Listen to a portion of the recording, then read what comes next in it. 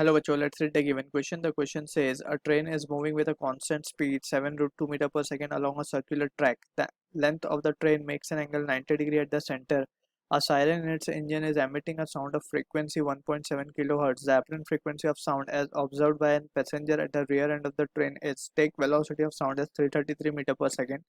Option first given as 1.7 kilohertz, option 2 given as more than 1.7 kilohertz, option 3 given as less than 1.7 kilohertz, and option 4 given is none of this. So basically we know जब भी relative motion होता है between the source and the observer, so जो frequency that is observed by the observer is something different, and that different frequency is known as the apparent frequency, जिसका expression we can give by Doppler's effect of sound, which is v plus minus v naught upon v minus plus of vs into the actual frequency. यहाँ पे terms को we need to be clear with. V naught is the velocity of observer, vs is velocity of source, n is the uh, actual frequency, n is apparent frequency. And also we need to be clear with the signs, that is positive in numerator and negative in denominator indicates the observer and source, या फिर source या फिर observer, either of them are moving towards each other. So ये towards वाली condition में we will take the this sign, and for moving away condition में ऊपर minus नीचे plus. So this is the convention that we need to follow. अब as per the question that has been given, also we need to understand one important thing over here. ये जो हम relative velocities के expression लिख रहे हैं, that is along the same line, that we need to be careful. अगर observer, source और observer एक ही line पे हैं, so we can take their velocities component, right? अगर ये है vs and ये है v naught, so in that situation he we can apply this formula. अगर ऐसा in some cases it happens के actual velocities are not along the same line, so हम उनके components को resolve करके along the same line लेते हैं, and that component we use instead v naught and vs, right? So इस case में भी कुछ इसी तरीके का situation हमें given है.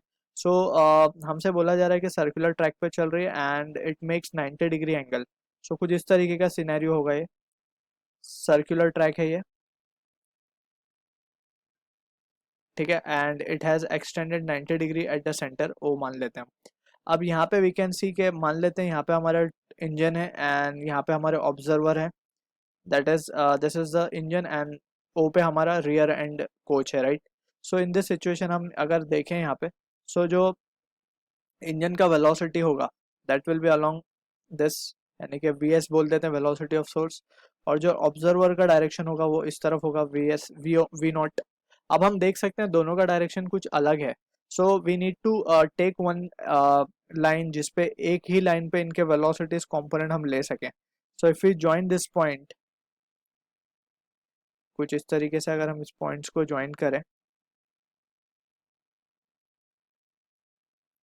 इस तरीके से कुछ, so we can see clearly कि ये लाइन के अलोंग इनके components we can take easily, right? So अगर हम इनके अलोंग कंपोनेंट्स को देखें, so we can have the values as, इसका एक कंपोनेंट यहाँ पे ले सकते हैं हम एंड दूसरा कंपोनेंट को इस तरीके से रिजॉल्व कर सकते हैं. Similarly v naught का एक component we can take along this and another component we can take along this, कुछ इस तरीके से, right? So in this situation we can see clearly. अब हमें we can see कि ये भी r होगा, ये भी r होगा, that is radius of the circle, क्योंकि 90 डिग्री extend कर रहा है, right? अब यहाँ पे we can see अगर this is both are r, so ये 45 डिग्री होगा and this will also be 45 degree, right? And in such cases we can say, अब जो कंपोनेंट है इसका ये 45 है, तो ये एंगल भी कितना हो जाएगा हमारा 45, बिकॉज वी नो के टेंजेंट और रेडियस आपस में परपेंडिकुलर होता है. So we can say this जो कंपोनेंट है वेलोसिटी का, इसको हम लिख सकेंगे v naught cos 45, right? And similarly अगर हम बात करें vs की, so we can see from the figure, यहाँ पे अगर देखें, so this is the tangent and this is the radius basically. So ये तो 90 डिग्री है, और ऑल्सो वी कैन सी कि ये 45 डिग्री है. सो हमारा जो ये एंगल होगा ये भी 45 डिग्री होगा by corresponding angle. So if this is 45, so ये कंपोनेंट कितना आ जाएगा इसका V S cos 45, right? So we can see के जो अलॉन्ग द सेम लाइन है उन पे जो कंपोनेंट्स मिल रहे हैं वेलोसिटी के हमें वो मिल चुके हैं. Now we can easily apply the formula and we can solve the given question. So we can say apparent frequency को अब हम क्या लिख पाएंगे. आप देख सकते हैं कि सोर्स जो है दूर जा रहा है, ऑब्जर्वर नजदीक आ रहा है. सो सोर्स के लिए हम दूर वाला कन्वेंशन यूज करेंगे, दैट इज अवे वाला. सो नीचे अवे के लिए हमने नीचे प्लस देखा है और ऑब्जर्वर नजदीक आ रहा है, सो नजदीक के लिए ऊपर हमने प्लस देखा है.